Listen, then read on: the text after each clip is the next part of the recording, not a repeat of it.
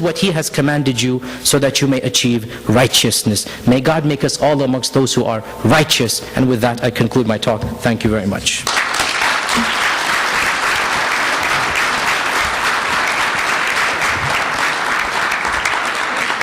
Thank you, Yasir Qadhi.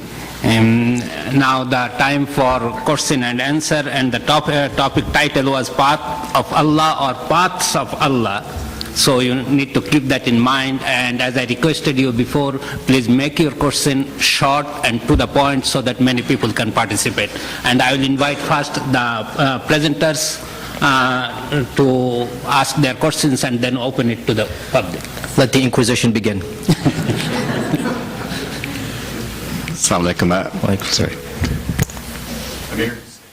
Loyola Marymount University.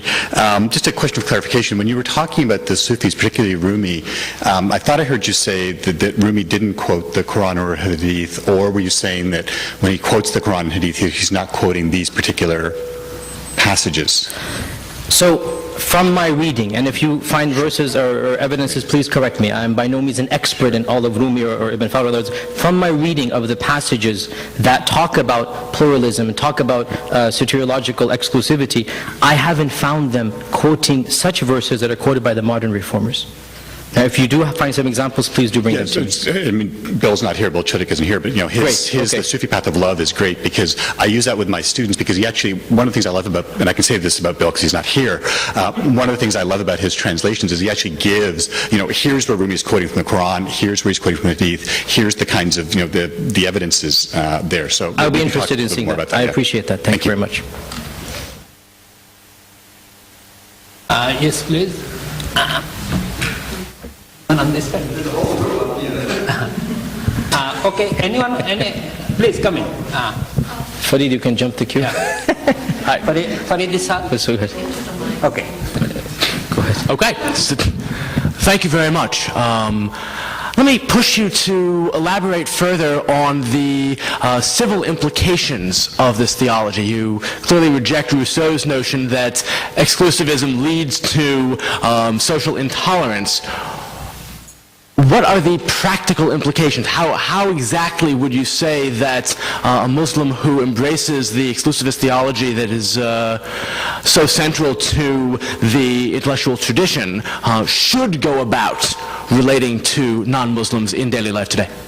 That question is a question that we as American Muslims are grappling with, and we have a lot of extremes within our communities, and I am in my opinion, I'm very involved with the conservative Muslims, trying to make them rethink through these issues. I agree with you. I fully agree that such tendencies of viewing Islam as being very inclusive can lead to prejudice and intolerance. There is no doubt that those people, such as Al-Qaeda, are viewing the world from that type of mindset. There's no denying that. But that doesn't necessarily mean that there is a causal linkage. It's a possibility. This belief has been mainstream Muslim beliefs for the last 14 centuries. Not all of them have been Al-Qaeda sympathizers or that type of mentality. So what I'm trying to say is, yes, this belief does have the potential to be misused and abused. I agree with that. But we can also revert it around. And like I said, many times, and I've heard this myself, and I'll tell you, as being an activist within the Muslim community, Muslims actually use this to treat non-Muslims better. And I agree it's a selfish motive. You want them to see how good Islam is. But far from civil disobedience, there's a double standards that if there's a non-Muslim, of course the famous joke, if we have an appointment at 9 o'clock, if a Muslim gives the appointment, we'll show up at 9:30. But if it's non-Muslim, we'll show up at 8:55. There's this understanding that we have to make sure that we're to the dot. We dot the I's and cross the T's when it's with the non-Muslim. So simple education can clarify this point. I don't see this as being a necessary causal relationship. Let me push you to be more specific. If an undergraduate at Yale comes to you and says, I'm a Muslim, I've heard what you've said, advise me, how should I relate to my non-Muslim classmates? Well, the Quran is very clear in Surah Mumtahina verse 8. God says, God is not preventing you from those who have not opposed you or made your life or religion difficult to practice. God doesn't stop you from showing them the utmost kindness. The word that is used, bir, is the same word that is used to show kindness to parents.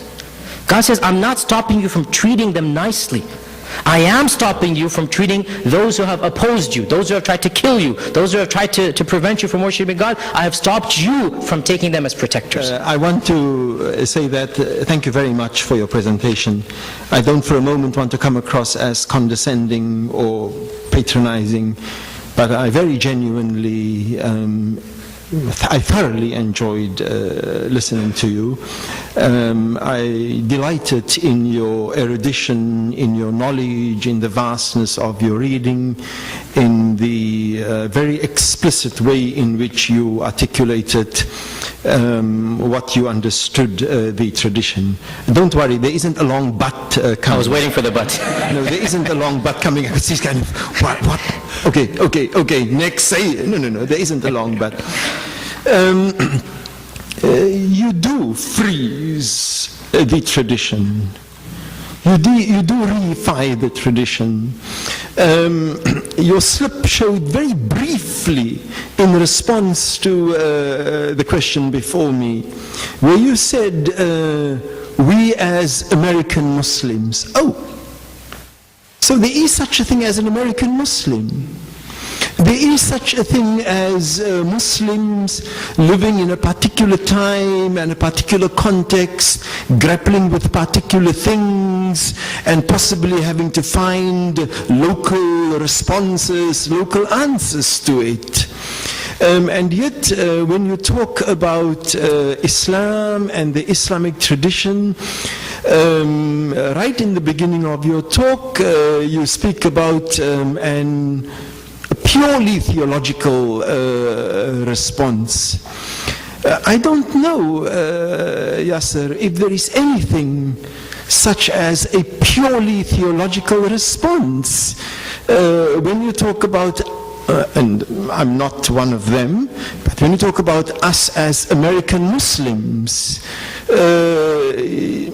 you are tearing at this idea of a reified Islam. When you look at the anthropology of Islam, the real world of Muslims, you don't see any centers. You only see enormous peripheries all over the place.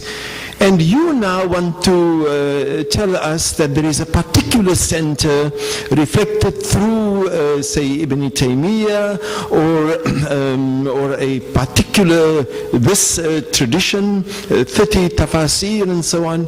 I put it to you that perhaps there are no centers. There are only all of these peripheries struggling with what it means to be Muslim and how to relate to the many, many others. Thank you very much. First, I have to say that I admire you immensely for your work, and I have read your work cover to cover, and I sense the passion, I sense the sincerity, and I stand before you today obviously having done nothing compared to what you have done in apartheid South Africa, and obviously it humbles me that we're actually standing on the same platform. And I want to say that quite clearly, that even if we have these trivial disagreements, I look up to you and admire you immensely for the efforts and work that you've done, and I understand why the book was written. You actually say quite clearly that you find people that are helping you out, that are more Muslim, as you say, than many of the Muslims who refuse to help you out in your anti-apartheid campaign. So with that disclaimer, there's also a but, and that is that yes, there are certain elements of Islam that will not change. I'm an American Muslim. I'm also Pakistani by heritage. I also like certain cuisines. My skin color is a certain way. My language is a certain way. That doesn't change the God that I worship. Certain things will be modified in America. Fiqh will be modified. Yes. How we interact, how we dress, 100 years ago, many of our ulama would say, you can't even dress like this, as you know. Elements of fiqh will change from time to time and place to place. But the names and attributes of God are not going to change if I'm in America versus Timbuktu. The basic theology of our religion is not going to be different. And in my opinion, this understanding of our religion being the only path to God is one such basic theological premise, which should not change from time to time, to place to place. Maybe even our treatment of the other can change. Yes, I'm even up for that, yes, because that's not theology in the end of the day. But basic principles of theology, I think it's common sense, right? The nature of God, the names of God, the path to God. This should not change from time to place. So as we are in America and we're grappling with Islam, many issues will have to be rethought. Many issues will have to be, we're going to go back to the drawing board for that. I'm the first person, and many of you here are aware of what I'm doing in that regard. Despite my conservative stance in many issues, I am at the forefront in certain movements trying to carve the way forward. Nonetheless, theology is not up for grabs.